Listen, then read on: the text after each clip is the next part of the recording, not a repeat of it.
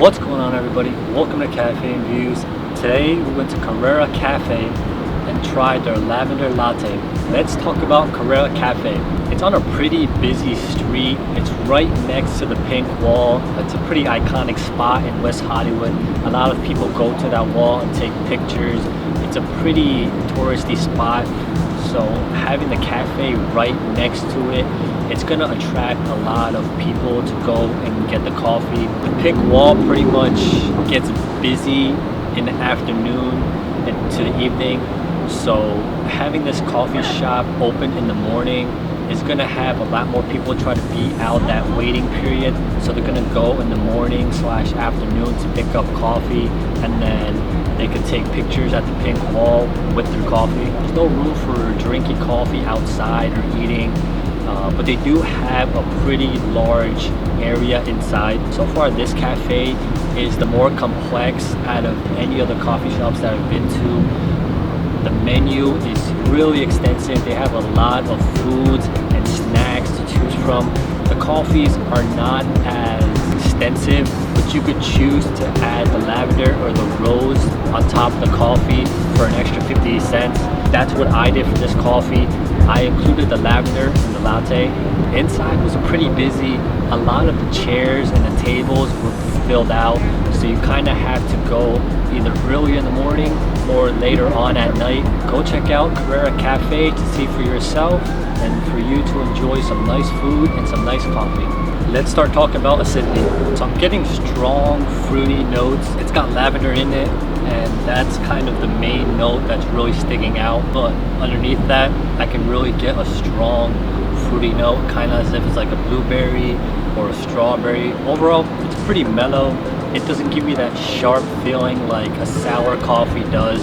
This coffee is pretty smack dab in the middle in terms of sour and sweet. The lavender is kind of making it more sour than sweet. Coffee doesn't really pack a punch. Sourness is not real prominent. The sweetness is not real prominent. It's giving me a good impression. The lavender in this coffee is really livening up the overall mood. The coffee is making me lively. The coffee itself is not lively. It's pretty mellow. It's something that you would enjoy on a nice calm day, not something to really amp you up or something that punches you in the face. For acidity, I'm going to put this at a 3 out of 5. Next up is going to be aroma. When you're smelling this coffee, just like the taste, you can get a strong lavender note from it, and you can also get the milk that went into it. Those are the two main ingredients that I'm really getting. Everything else is pretty much mixed in with the flavors and all combines together to create that lavender milk aroma. It's pretty pleasant, but it's not attracting me for more as if other coffees would. It's kind of like a neutral attractiveness. When I'm smelling it, it's great, but it's not getting me to keep going in for more. Aroma goes hand in hand with the flavor. Whatever I'm getting when I'm smelling it, I'm getting the same exact when I'm tasting it, so it's almost as if it's like 100% replica. It kind of smells a little bit like Fruity Pebbles or Fruit Loops, if you've ever had that. I'm not sure why I'm getting that kind of a smell when there's no strong sugary flavors that actually went into the coffee. It kind of smells like the leftover milk from the Fruity Pebbles cereal. When my nose is further away from it, it's not attracting me to keep going in, but once I smell that Fruity Pebbles kind of aroma, that's what's really getting me to keep going in further. It's all good smells. There's nothing in this coffee that's really telling me to go away. For aroma, I'm going to put this coffee at about a 2.5 out of 5. Let's talk about flavor. Every other ingredient besides the lavender is getting balanced in a good way. The lavender is the only flavor that's really more prominent, that's really sticking out more than anything else. I would say that the flavor does get enhanced by the aroma just because of that Fruity Pebbles like aroma. When I'm tasting this coffee, I'm kind of getting that taste.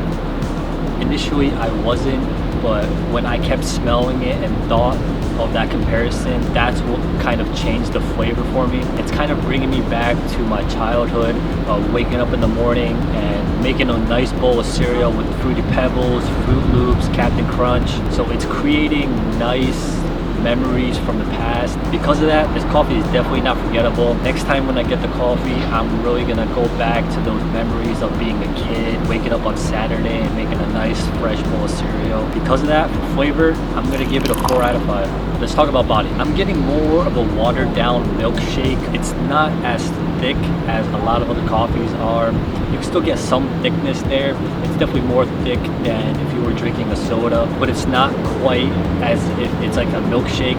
So I would put it at kind of right in the middle between soda and milkshake. Rests nice and even on the tongue. It doesn't feel heavy or weighed down, but then it doesn't feel like there's nothing there. It's not heavy.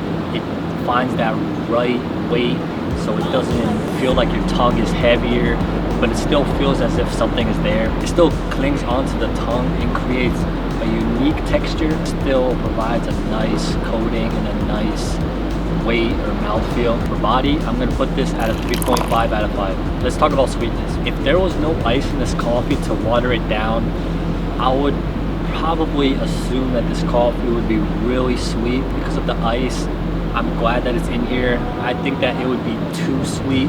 I think the lavender would be too prominent and too out there. Because I'm getting that Fruity Pebbles like feeling, I'm gonna put sweetness at about a 4 out of 5. Now we're gonna be talking about aftertaste.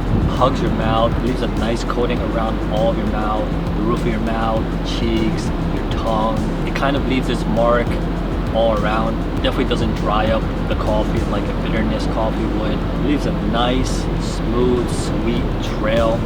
There's no hard edges. It's nice and consistent all throughout. It keeps making you want to keep drinking it. It makes you want more. It lasts for a long time. It doesn't dissipate quick like bitterness coffees do. The sweeter the coffee, the more longer lasting it's going to be. The most lingering flavor in this coffee would be the lavender. It's real prominent in the beginning and it still maintains that nice prominent consistency at the end. For aftertaste, I'm going to put this at a 4 out of 5. For complexity, there's not a huge variety in this coffee. There's not much that actually went into it. It's just a pretty simple lavender iced latte. There wasn't 4, 5, 6 ingredients like other coffees that change the whole overall look of the coffee. Those are just mostly there for gimmicky purposes that they don't really enhance the coffee too much. All this coffee needed was the lavender touch and it completely changed the whole latte feeling of it. If the lavender was not there, it would be a pretty simple coffee. It would probably lose a lot more points because the lavender's not there. The complexity of the taste is there. It made me remember moments in my past. It made me remember the Fruity Pebbles comparison.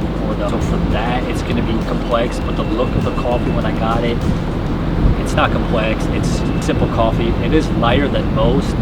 Most coffees have more of a brown look to it.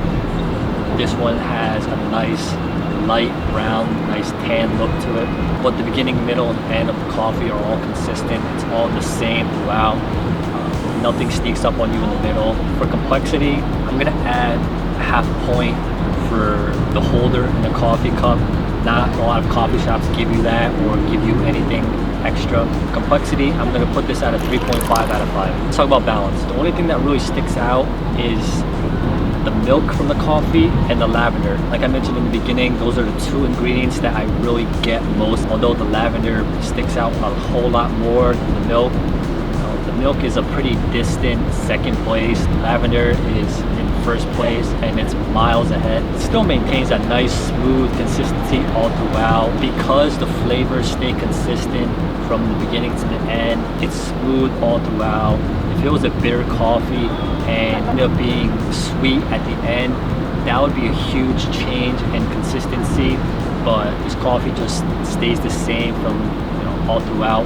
Balance, I'm gonna put this coffee at about 3.5 out of 5. Talk about forgiveness. I think that the lavender, how it's prominent and how it makes me think of the Fruity Pebbles aroma and the smell, it does forgive the complexity of it. It does forgive the looks. It does forgive any other points that I took off. It doesn't forgive it too much just because it's not complex. It just has lavender in it. this coffee tasted more citrusy or more blueberry, but it was more natural, then I would give a higher point for forgiveness. But since it's pretty basic and not much is really different from this coffee compared to other coffees, I'm just gonna put forgiveness at about a 2.5 out of 5. Lastly, versatility. I think that this coffee is pretty versatile. You can pretty much drink it at any point during the week and during the day. I'm not gonna reserve this coffee for the weekend. A lot of good, high quality coffees, I tell people to make sure to only pick those up when you're really trying to enjoy your day, when you're trying to specifically focus on the coffee more so than anything else. This coffee is something that you can pick up in the morning before you go to work, when you get out of work, if you're still tired, or at night if you're trying to stay up and work on something. For versatility, I'm going to put this coffee at about a 3.5 out of 5. Overall, the Lavender Latte from Carrera Coffee got a 34 out of 50 or a 68% out of 100. It does have more points than the typical normal coffee, but it still doesn't have more than 70 like the great coffees do. So far, the coffees in West Hollywood are above the coffees in Koreatown, but there are still one or two from Koreatown that have a really high score and that can be put up against the powerhouses from West Hollywood. Thank you so much for watching Cafe and Views. Today we went to Carrera Cafe and got the Lavender Latte. Tune in next time to see where we're going next.